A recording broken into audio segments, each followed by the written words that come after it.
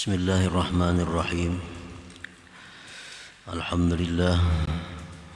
Alhamdulillahilladzi awsala man syaa ila maqamin min maqamatil yaqin fa'abbara anhu bilisanin fasih wa tabyin. Ashhadu an la ilaha illallah wahdahu la syarika lah al-qawiyyul matin wa ashhadu anna sayyidana Muhammadan abduhu wa rasuluhu as-sadiqul amin. Allahumma salli wa sallim wa barik ala sayyidina Muhammadin imamil wasilin wa ala alihi wa sahbihi wa dhurriyyatihi wa atba'ihi ajma'in. Amma ba'd. Yang kita hormati, kita muliakan para habaib dan para ulama, muhibbin, hadirin, hadirat, rahimakumullah. Alhamdulillah, puji syukur yang setinggi-tingginya kita haturkan kehadirat Allah subhanahu wa ta'ala, yang mana pada malam ini dengan taufik dan hidayah serta inayahnya kita kembali dikumpulkan di majlis yang penuh berkah dan rahmat ini. Salawat dan salam atas junjungan kita, kekasih Allah, Nabi besar Muhammad sallallahu alaihi wasallam, dan seluruh keluarga, sahabat, zuriat dan pengikut beliau. Para muhibbin rahimakumullah, al-hikmatu tsaminatu wath-tsamanun ba'dal mi'ah min al-hikamil ata'iyyah. Qala al-imam Ahmad ibn Athaillah as-Sakandari rahimahullah wa nafa'ana bi'ulumihi wa asrarih. Hikmah yang ke-188 daripada al-hikamil ata'iyyah, berkata pengarang Al-Imam Ahmad ibn Athaillah as-Sakandari rahimahullah, nafa'ana bi'ulumihi wa asrarih. Rubbama abbara 'anil maqam man istashrafa 'alaih wa rubbama abbara 'anhu man wasala ilaih wa dhalik multabisun illa 'ala sahibi basirah. Artinya, kadang-kadang mengibaratkan, menguraikan tentang suatu makam oleh orang yang mengetahui atasnya, dan kadang-kadang mengibaratkan, menguraikan daripada makam oleh orang yang telah sampai kepadanya. Dan yang demikian itu tersamar kecuali atas orang-orang yang mempunyai mata hati. Para muhibbin rahimakumullah, maksudnya adalah rubbama haddatsa 'anil maqam minal maqamat kamaqamiz zuhdi wal khawf wal raja wat tawakkul wa ghairiha man ittala'a alaih wa lam yasil ilaih wa lam yatahaqqaq fi. Kadang-kadang membicarakan, menguraikan atau menjelaskan tentang suatu makam, suatu kedudukan dari kedudukan yang ada dalam agama kita, seperti kedudukan zuhud, khauf, takut pada Allah, raja, mengharapkan rahmat Allah, tawakal atas Allah, dan selainnya. Kadang-kadang yang menguraikan demikian, yang menjelaskan demikian itu oleh orang yang mengetahui atasnya dan belum sampai kepadanya dan belum menduduki makam itu.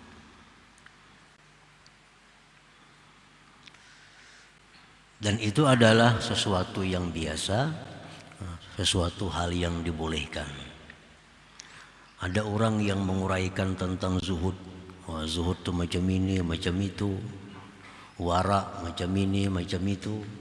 Padahal inya sendiri belum sampai kepada makam yang dikisahkannya itu. Ada orang yang mengisahkan tentang makam Pana, makam Baka dengan lancar, dengan luas dikisahkan, diceritakan. Padahal inya sendiri belum sampai ke sana. Palingnya hanya mengetahui hal-hal demikian, baik dia mengetahui itu dari keterangan guru-gurunya atau dia mengetahui dari kitab-kitab yang dibacanya. Nah, jadi itu suatu perbuatan yang memang tidak dilarang dalam agama kita, tetapi alangkah baiknya orang yang seperti ini apabila menguraikan tentang yang demikian-demikian itu, dia menyebutkan orang yang mengatanya, supaya jangan memberikan sangka kepada yang mendengar bahwa dia sudah duduk di makam itu. Misalnya dia menguraikan zuhud, inya sendiri belum sampai kepada tingkatan zuhud. Nah, dia uraikan tentang zuhud. Nah, hendaknya dia menjelaskan tentang siapa yang mengata itu. Misalnya menurut Imam Abul Hasan As-Sazili zuhud itu ini. Atau menurut guruku misalnya zuhud itu ini. Agar tidak memberi sangka kepada pendengar bahwa dia sudah sampai di makam zuhud itu. Boleh aja kita menyampaikan demikian. Kita kisahkan. Kita ada membaca dalam kitab bahwa zuhud itu seperti ini.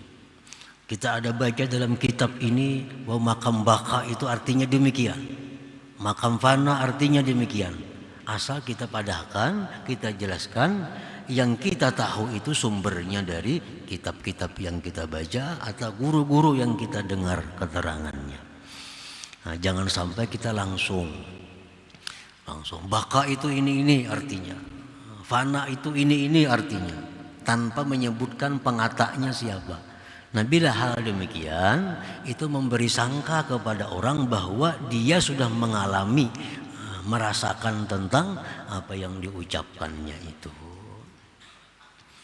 Nah, para muhibbin rahimakumullah,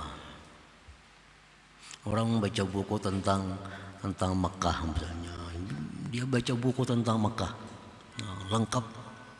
Lalu berkisah Mekah tuh ini, ada Hajar Aswad di sini, ada makam Ibrahim di sini. Alahan pada orang yang sudah naik haji kalau mengisahkan Mekah, padahal belum sudah ke sana lagi. Nah, cuma ini menguasai bukunya atau mendengar banyak kisah-kisah tentang Mekah. Hal demikian kada dilarang dalam agama, boleh aja mengisahkan itu. Cuma alangkah baiknya disebutkan, nah, di buku mana dapat itu atau jar siapa itu, sehingga orang yang mendengar ini tahu bahwa Sidin kada suah juga ke sana artinya. Nah,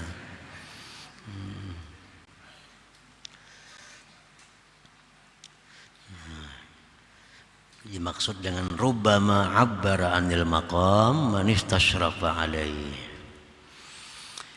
wa rubbama haddatsa anhu man wasala alaihi wa tahaqqaqa fihi. Nah, terkadang ada pula orang yang menjelaskan, menguraikan tentang makam-makam tadi, zuhud, fana, baka, tawakal, ridha. Nah, dia jelaskan, menjelaskan akan dia oleh yang demikian itu oleh orang yang telah sampai kepadanya.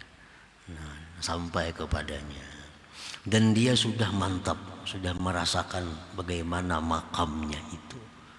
Nah, kadang-kadang ada juga seperti itu. Nah, kalau orang yang demikian, ya kada perlu lagi jar si jar guru kada perlu, karena ini sudah bisa merasakan itu. Wah, pana itu ini, zuhud itu ini, tawakal itu artinya ini. Nah, orang yang takut kepada Allah itu seperti ini. Nah, ini sudah merasakan itu, sudah duduk di situ. Nah, kalau sudah demikian, kada perlu lagi disandarkan kepada siapa yang mengatanya. Nah, karena ini sudah sampai di sana. Nah, sudah sampai ke Makkahnya berkisah, ada perlu lagi jar si anu, karena sudah merasa seorang bahwa di Makkah itu macam apa, melihat seorang sudah di sana.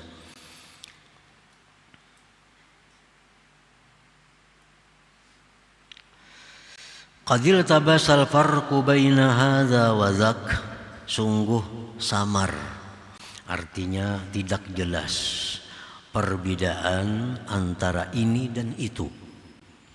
Nah, ini kita sulit membedakan antara orang yang mengisahkan nih, apakah memang hanya sekedar pengetahuan atau dia mengisahkan itu berdasarkan pengalamannya. Sama lancarnya, sama hebatnya. Yang ini lewat buku, kitab, lewat keterangan guru-guru, dia menguraikan tentang makam-makam agama. Yang satu ini berdasarkan pengalamannya sendiri, dia kisahkan tentang makam-makam agama. Nah, kita sulit membedakan mana orang yang sudah sampai ke sana atau hanya sekedar tahu. Nah, itu artinya qadil tabasal farqu baina hadza wa dzak. Sulit kita membedakan. Illa ala sahibi basirah, kecuali atas orang yang mempunyai mata hati. Nah, kalau orang yang sudah punya mata hatinya tahu, oh ini berkisah aja ini. Oh, yang itu pengalamannya. Naknya tahu. Kada samar fa innahu la yakhfa alaihi al-farqu bainahuma, bahwasanya tidak nampak, tidak samar, tidak tersembunyi atas orang yang mempunyai mata hati itu perbedaan antara keduanya. Orang yang berkisah hanya ujar orang jua, lawan yang berkisah berdasarkan pengalamannya. Nah, orang yang punya mata hati itu kawa menilai. Nah, sebabnya apa? Karena orang-orang yang sudah mengalami tentang makam baka misalnya, kalau dia bercerita baka, maka perkataan yang dikeluarkannya itu ada mengandung roh. Nah, perkataan yang dikeluarkannya itu ada mengandung roh. Hidup artinya perkataannya itu. Kalau yang menguraikan memang berdasarkan pengalamannya. Tapi kalau orang yang menguraikan tentang suatu makam tapi yang berdasarkan pengetahuan, nah itu perkataan itu kada punya roh, kada punya makna, kada hidup. Nah, hidup kadanya itu hanya bisa diketahui oleh orang-orang yang punya mata hati. Nah, para muhibbin rahimakumullah. Ada beberapa tanda, namun tanda ini pun sulit untuk memutuskan ini orang yang bicara hanya sekedar ilmu, adapun ini bicara dengan pengalaman. Ada tandanya. Wa alamatul awal, alamat yang pertama. Alamat pertama itu orang yang mengisahkan, menerangkan tentang kedudukan agama berdasarkan ilmu atau pendengarannya daripada guru-gurunya. Nah, tandanya parahuhu wastibsyaruhu wa nasyatuhu inda ta'bir. Wa dzalik yura fi wajhi. Nah, tandanya itu ada kesan gembira, ada kesan bersemangat ketika menjelaskan tentang itu.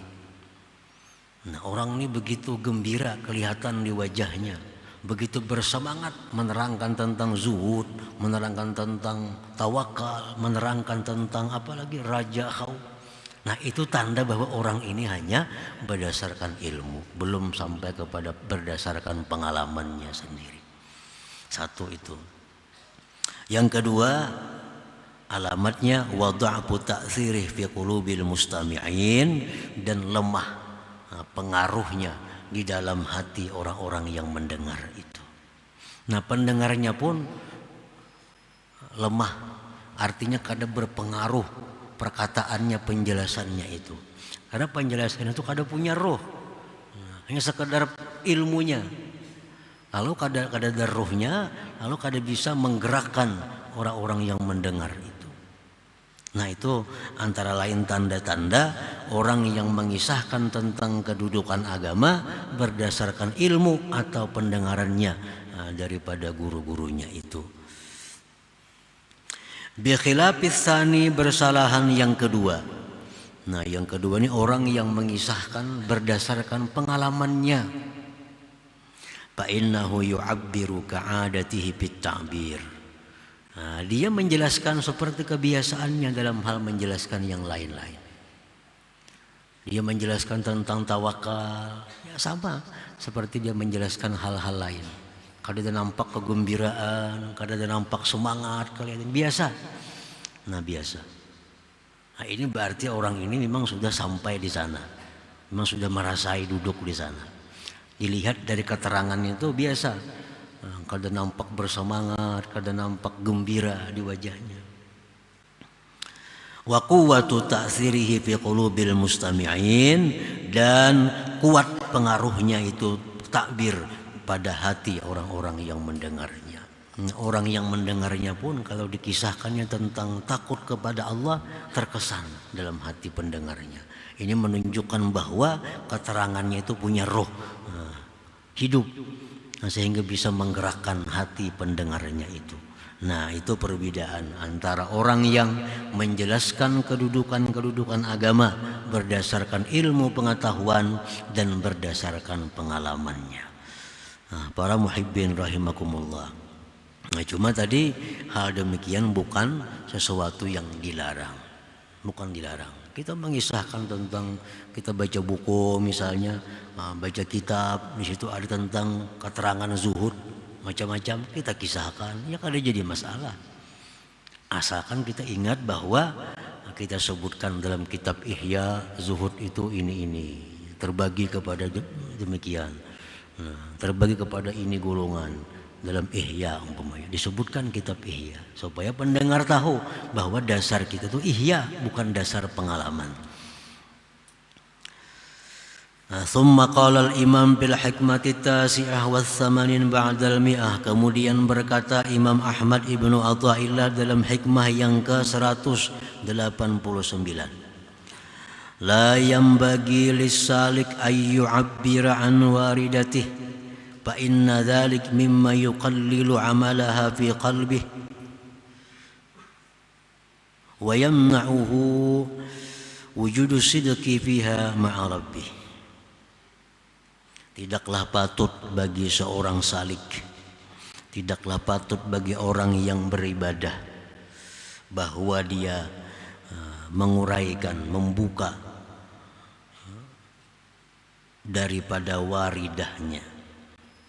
Karena yang demikian itu membuka waridah termasuk yang mengurangi akan amalnya itu waridah dalam hatinya, dan mencegah akan dia adanya kejujuran padanya itu waridah beserta Tuhannya. Nah itu hikmah yang ke-189. Artinya la yajuzu lisalik ayyuhadditha an waridatih. Tidak boleh bagi seorang salik, bagi seorang yang berjalan menuju keridhaan Allah, tidak boleh dia menceritakan tentang hal-hal yang didapatnya dari sebuah amalan atau wiridnya. Amalan yang kita lazimkan itu disebut wirid, itu kan wirid. Nah, apabila kita melaksanakan wirid ini, Allah akan memberi kita, Allah akan memberi kita sesuatu yang disebut dengan warid. Jadi yang dari kita kepada Allah namanya wirid, balasan dari Allah ke kita namanya adalah warid. Nah, apabila kita berwirid lalu kita diberi Allah warid, jangan dikisahkan warid itu, jangan dikisah-kisahkan. Warid itu bisa ketenangan hati, bisa kegembiraan, bisa kerinduan kepada Allah. Nah itu warid. Atau bisa ketakutan kepada Allah. Macam-macam warid itu, tergantung wirid yang kita amalkan. Nah jadi kada boleh bagi seorang salik, bagi seorang yang beribadah kepada Allah, dia mengisahkan, membicarakan tentang waridnya itu. Apa contohnya warid itu? Katuma'ninatil qalbi, seperti ketentraman hati. Ketentraman hati. Misalnya kalau kita ini mengamalkan la ilaha illallah la ilaha illallah, la ilaha illallah. Datang kesejukan dalam hati. Nah, datang ketentraman di dalam hati. Lupa segala kesusahan hidup. Nah, itu ngarannya namanya warid. Nah, jangan dikisahkan ke orang. Aku kamu begitu tenang hati, jangan dikisahkan ke itu. Jangan. Karena Tuhan kada memberi lagi. Ya Tuhan ini kada kau menyimpan rahasia, ini kisahkan terus. Kita kan kada kau mengawani orang nang kada kau menyimpan rahasia. Kita ini bisi kawan kada kau menyimpan rahasia. Kita kan mau ngawani. Nah, apalagi Tuhan. Warid ini pemberian Tuhan yang istimewa kepada orang yang berwirid. Jangan dikisah-kisahkan itu.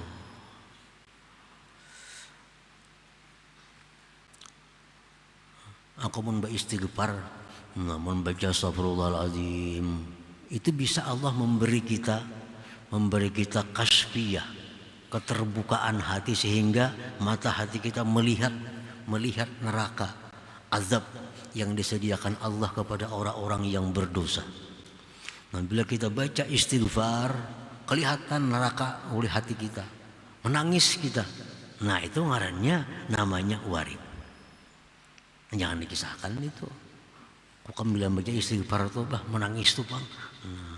Jangan dikisahkan itu.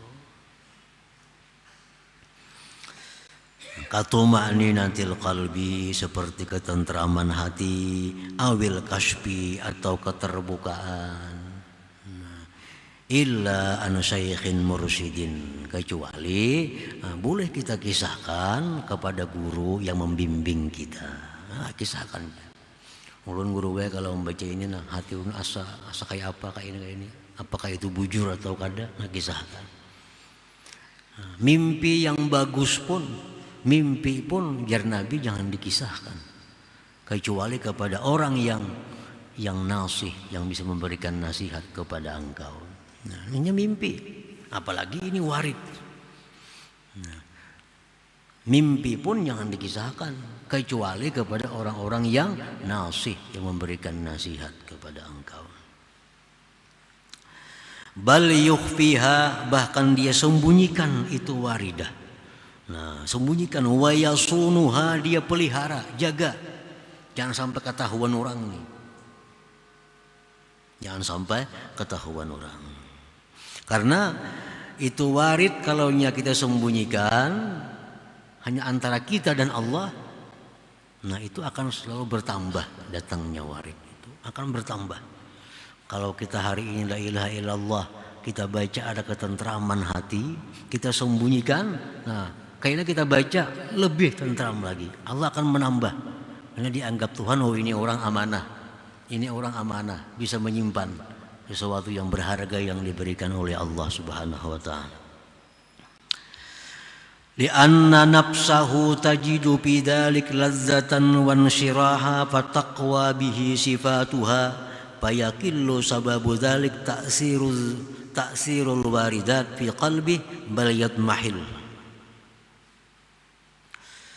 Karena nafsu merasakan pada yang demikian itu mengisahkan tadi, nafsu ada merasakan kelezatan, kelapangan. Ini kita dapat warid nih, kita berzikir, kita baca Quran, dapat kita ketenangan. Kita kisahkan lawan orang. Nah, kita mengisahkan tuh ada kelezatan bagi nafsu kita.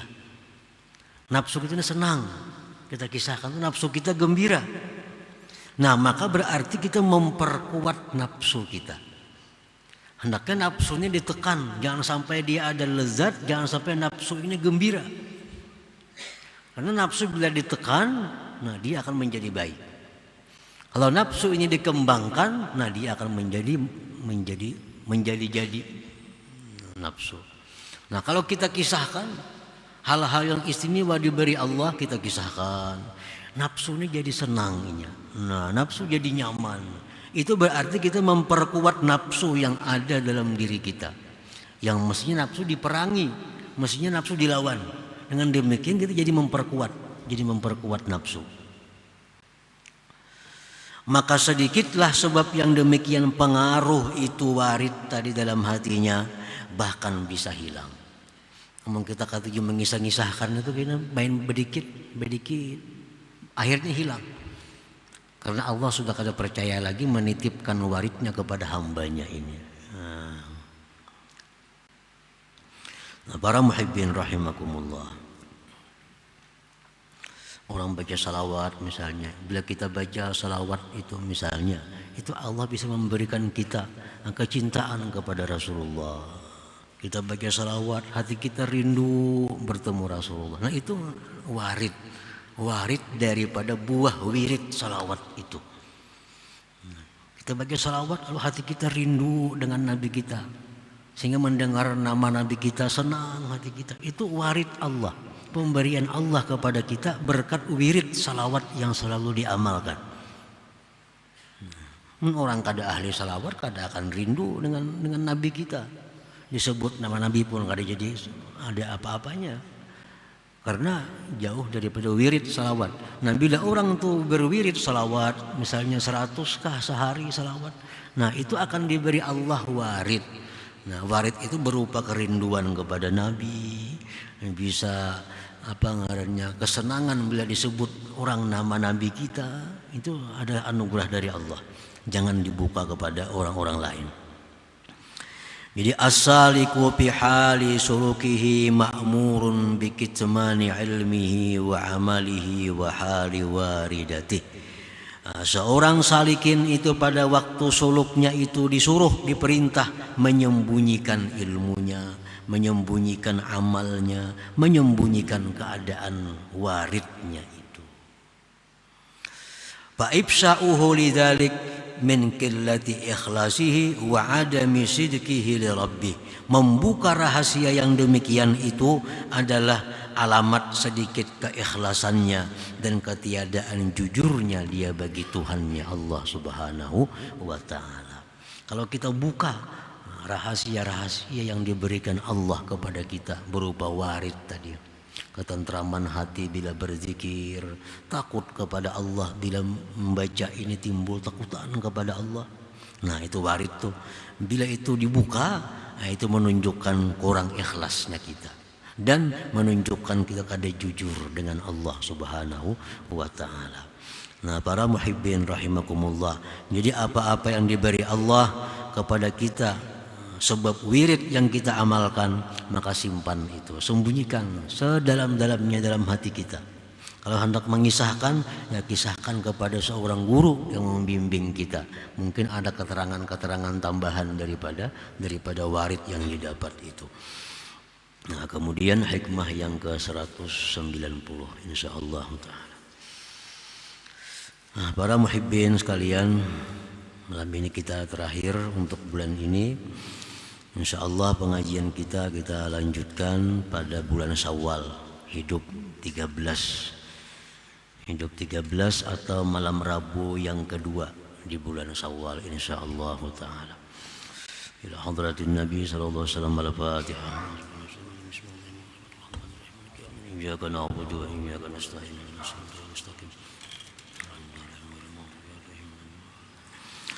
يا الله بها يا الله بها يا الله بحسن الخاتمة يا الله بها يا الله بها يا الله بحسن الخاتمة يا الله بها يا الله بها يا الله بحسن الخاتمة فيا أيها الرجل منه شفاعة صلوا عليه سلموا تسليما اللهم صل وسلم